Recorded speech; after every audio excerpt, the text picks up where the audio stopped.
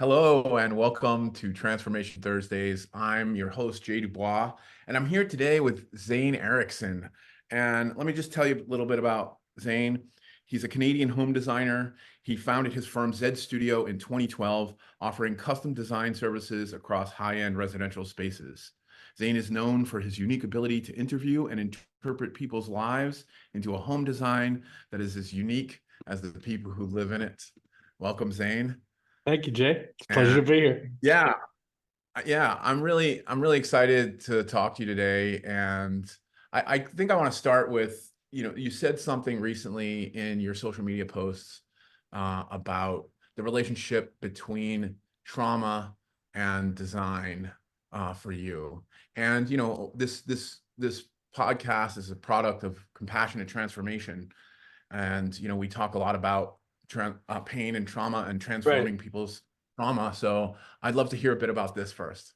Okay, sure. So, like for me, my journey, growing up in northern Alberta, like my parents basically ran away, and I don't know, they had stuff that they were dealing with, and that's the chaos I grew up in, right? Northern Alberta, like no running water, I chopped Mm. firewood, like just like they went back to the most primitive way of almost living. Like my dad got a loader and skidded a log home from one property to another property, just jacked it up, put it on pallets. Like, so I grew up in a way that probably most people don't, with hard knock life, right? Like if I did something wrong, I've got great stories. One of them that's less disturbing is he had some buddies over there watching hockey. I was bugging him. He just grabbed me in the middle of winter in northern Alberta. So you're talking like minus 20, something like that. Picked me up, opened up the door, threw me across the, I don't know, porch into a snowbank, locked the door on me. And I remember just standing there, like knocking on the door, like, let me in, hearing my mom screaming at him screaming back at my mom, his buddies laughing. And I was just out in the cold, freezing, because I needed to learn to shut my mouth. Um, Wow. I can laugh at it now because I've turned it around into something amazing. So I think what I discovered about trauma as a young man was that it launched my imagination into like hyper mode, because living where I did with who I did was chaos, and it was traumatic. And so I would just fantasize about other things and other places, and I would walk alone a lot with my dog. And yeah, I just would start imagining living in other people's homes that we would visit, and living vicariously through all the different families I would meet and things, and imagine what it would be like to live with that family. And that's sort of, that became my escape, is all of these houses I would see. And yeah. So I mean, I was drawing houses in grade 3 in cross section, like with like rope ladders and firemen's poles, and like, let's do these different layers and things, because I don't know, my imagination is very active. So yeah. Yeah, that's really cool. And you also talk a bit about imagination and the role that plays in design. What are the ways some of this has shown up in your work, maybe recently or memorable places? Yeah. So going back to the living vicariously through other people, my interview process, like I ask questions about life, like life events, like, um, what was the best day of your life so far? I'll ask a question like that, just to sort of like get to start to understand the essence of the people that I'm working with. And I'll ask questions like, where's your favorite vacation spot? Why? I find that the more I can imagine living life as the people who are going to live in the home I'm designing, the more tailored it becomes to them. Like, how is that going to feel? How much light do they want? Is it light and airy, or is it dark and like more like cave like. There's no end to imagination, I would say. So like my architecture, like the way I design, it's not informed by a style that I'm trying to impose on the world. The way I design is completely uninhibited by myself, because I just become my customers and imagine what they're trying to see. And so often my imagination manifests in pulling from the ether what they've already imagined in their own head. Sorry. Hmm. Um, so it usually manifests in me being able to pull out their imaginations from the ether as we sort of like connect and talk. And I don't know how to quantify that. It just happens. And then I draw it, and they're sitting there like, how did you do that? How'd you draw what I already saw in my head? And I'm like, I don't know how it works. It just does. And that's what I do. That's beautiful. That's beautiful. And you call it empathic design, Yeah. which I think is really great. So what to what degree does emotion play in all of this? Oh, Um, yeah. yeah, I imagine it's pretty important. Yeah. Emotions are massive. Like when someone's gonna build a dream, because that's what I do, right? I interpret people's dreams and put it on paper, and then they build it. There's so much emotion attached to it, because the story of their life, how they got to this place where they can afford to build a custom home. Um, Usually the journey is very interesting. I'll say that. Like I work with doctors, lawyers, C-suite individuals, very successful entrepreneurs.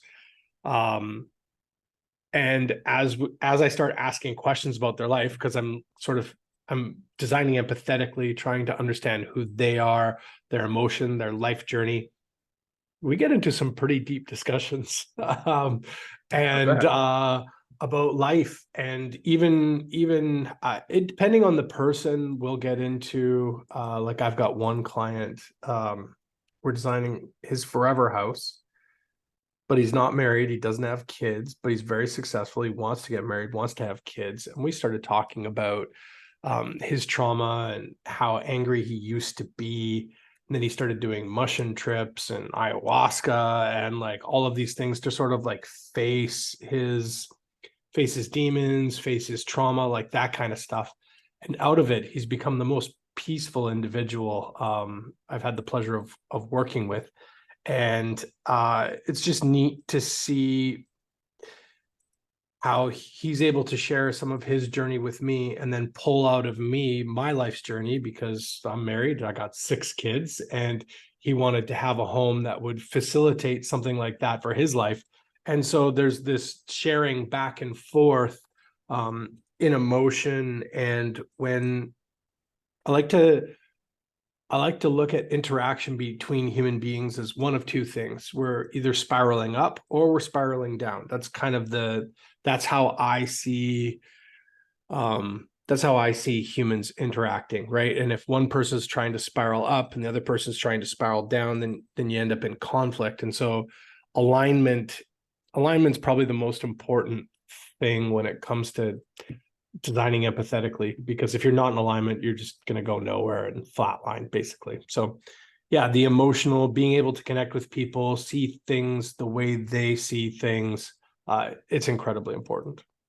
Yeah. Yeah, I really got struck by something that you said in a post recently about pain and sales. Like if somebody hasn't felt enough pain, then they're not ready and they're just going to keep cruising along where they were. Yep. And I really want, I just encountered that sort of like preparing for this interview. And I really want to thank you for that because it was, you know, it shifted my perspective.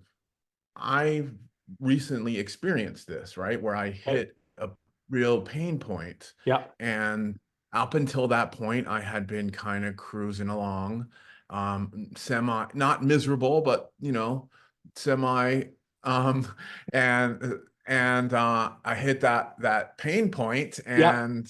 and that started me spiraling upward, I feel, and there's a lot of really positive, powerful things happening. Totally. Um, Yeah, I wonder if you've experienced this or if, Oh if you gosh. have, I'm sure you. Yeah. Yeah. Um, when when we don't want to learn from books or from advice from other people, I think what happens is we hit ceilings, right? Like whenever you're trying to better yourself, better those around you, how much you know, how much you can absorb, um, how much you can, I'll say, see. I think that's the Mm, correct word. How much you can see yourself doing, becoming. You sort of keep hitting what would be called a glass ceiling because you know there's something above it. You know other people get there. You know it's possible, but you have, or people have, limiting beliefs that are really hard for them to see. And when because that's why it's called the glass ceiling, because you don't see your own limiting beliefs. You know you can go there, but you keep getting stuck and you get frustrated and you keep hitting that glass ceiling over and over and over again. And at some point, the pain, failing or going back to the old habits, and those are your limiting beliefs that are stopping you. yeah. And so when the pain is great enough, that you start looking for answers, that's when the knife goes in deep and you really discover the depth of pain. So on my birthday, September 22nd, 2023, I had one of these moments where the pain was so great. I found information that set me free from my limiting beliefs. And it was a really like high level personality test. It's hard to get into. I was introduced by one of my mentors, Dan Locke. That's how I got into it. And I found out that my imagination and trauma had taken me to the point where I was so good at hiding, I didn't know I was hiding from myself. I was Mm, attempting to be a very rigid, or I believed to be successful. This was my limiting belief. I believed in order to be successful, I had to be the opposite of what I was. mm, And so, like in architecture in general, the best architects in the world are very methodical, um, in the sense of like they really they define something they want. They have a task, they go at it. They're very focused individuals. They kind of hide in a cave, draw. They're brilliant. They come out with this idea, and everybody's like, "Oh my god, let's build it! It's amazing." Um, and that's not who I am. I am a people person. I like to design empathetically. I don't want to hide in a cave. I want to hang out with people and talk about design and sketch and then give it off to the team and let them run with it. And so it's been, I don't know, it's been 4 months now, or 4 months or so of me discovering, oh, I believed I had to be that person to be successful. Here I am with over 200 projects, over $1 billion worth of completed projects. Everything's screaming at me. I'm incredibly talented and so good at what I do, but my own head was stopping me from being able to really enjoy who I am. And that was one of those massive breakthrough moments for me. It and the thing is, we'll say on a professional level, that's what was happening, but on a personal level, pretending or believing you have to be somebody other than who you are, uh, is difficult because now I'm being very true to who I am, and everyone who knows me doesn't have a freaking clue what's happening because again, it's a trauma response, right? When you grow up in your imagination, living vicariously through other people, not really understanding who you are, then you just take on personas and you act like other people act and do like other people do.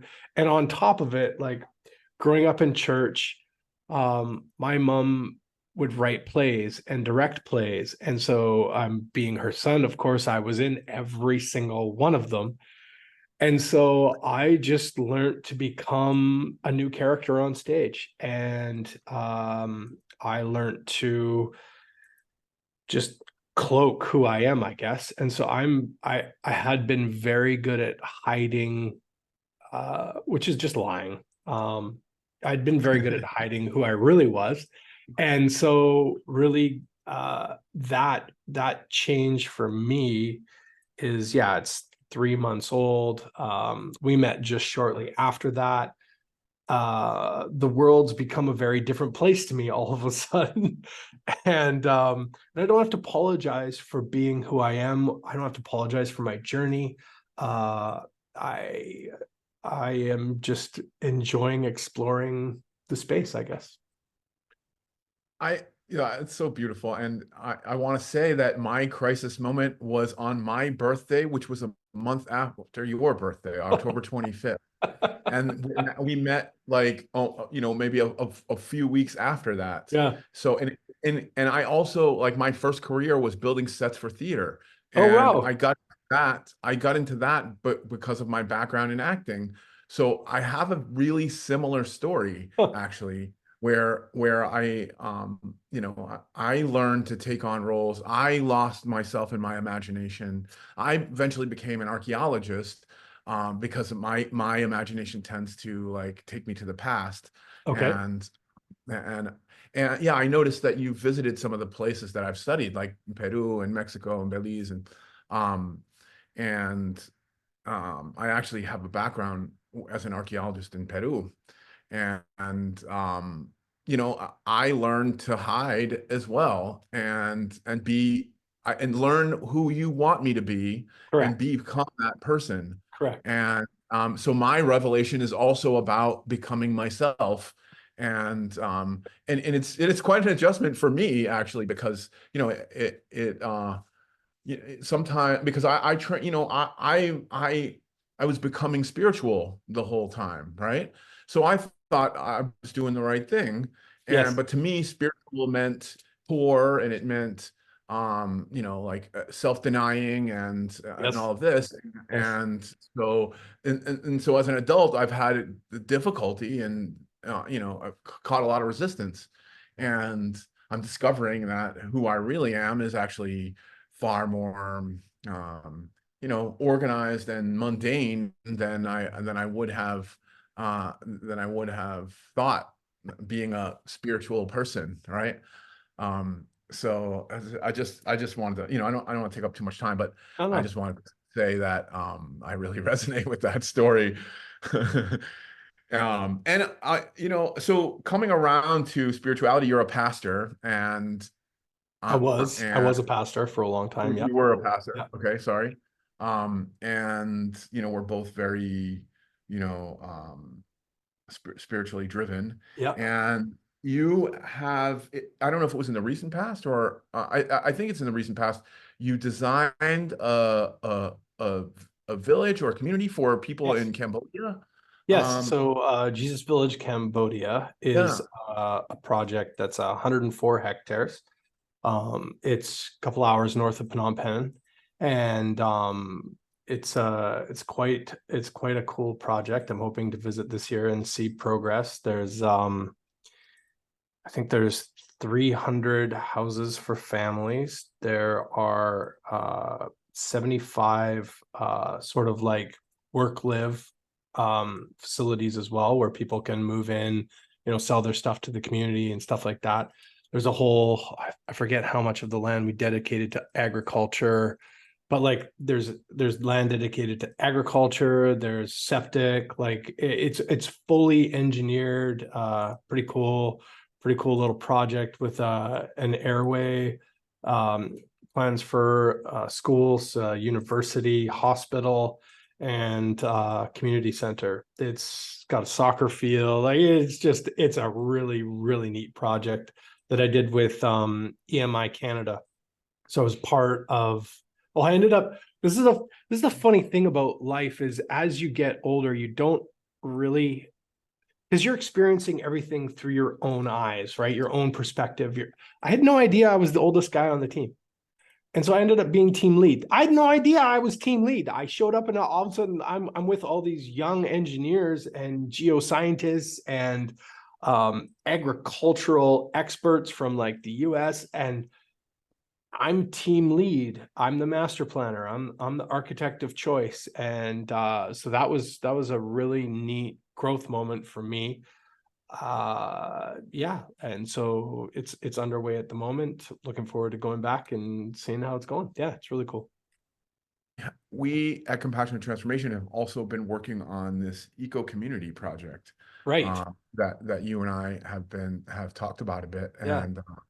and I look forward to perhaps collaborating with you on that. When I was in Cambodia, there was a project that they were trying to model after, which was oh, the name is slipping my mind at the moment, but I've never been so inspired with what humans are capable of as when I went through this. It was very obviously organized, that there was purpose behind it. It was they're there to make money, but like they had schools, they had a fish farm, they were growing vanilla pods of all things. And like they had a restaurant that we ate at, a whole resort that you could stay at and sort of experience something that is so beautiful when you have like a little mini community sort of operating um, to benefit obviously the larger group around. So they're bringing kids from all over Cambodia to go to school. They give them uniforms, there's showers, like they clothe them, they educate them, and they're raising money. But they're also growing their own food so they can feed all these kids that come to school. So it's a process of growth that I can tell they did. But like I was so, man, something like that. Uh, I in a different life, I would have just packed up and left everything and joined them, because that's what I would do, just being me.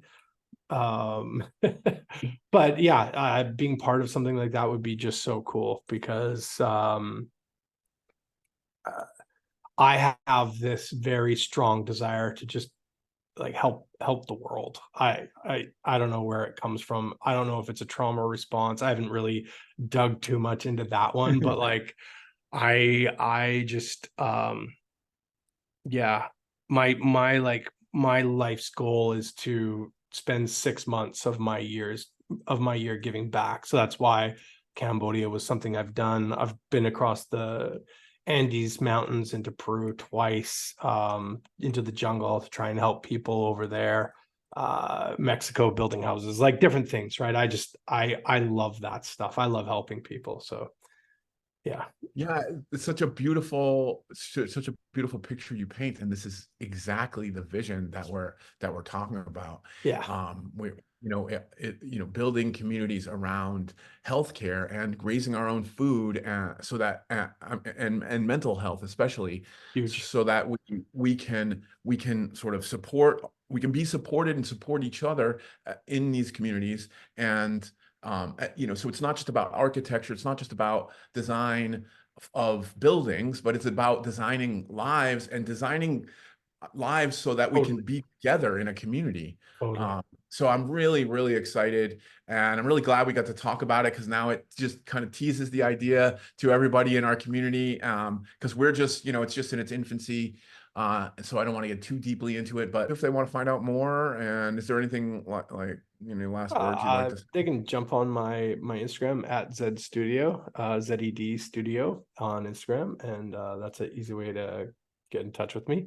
Likewise, Jonathan. Thanks so much for joining us today, and I look Pleasure. forward to more. Cool. Cool, my friend. Please like, share, and subscribe. We connect people with the resources to navigate the ups and downs of life. Will you help us solve the mental health crisis? Please donate to Compassionate Transformation at lovect.net. Thank you and love you.